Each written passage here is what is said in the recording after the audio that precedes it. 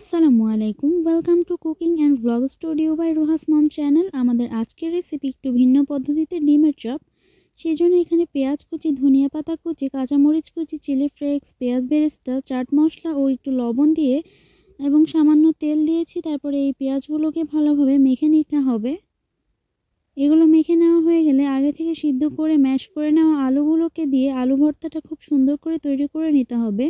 এরপরে একটি সিদ্ধ ডিম নাইফ বা কাটার দিয়ে পাতলা পাতলা করে এইভাবে পিস পিস করে কেটে নিতে হবে, যেন পাতলা পাতলা স্লাইস হয় সেই দিকে একটু খেয়াল রাখবেন।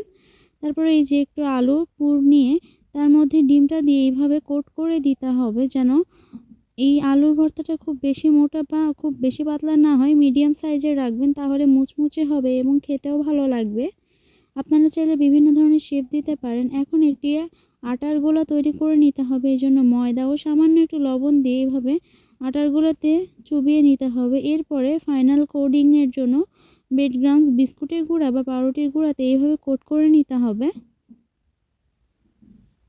সবগুলো তৈরি হয়ে গেছে। এই অবস্থায় আপনারা এগুলো চাইলে ফ্রোজেনও করতে পারেন জিপলক ব্যাগ বা একটি এয়ারটাইট বক্সে।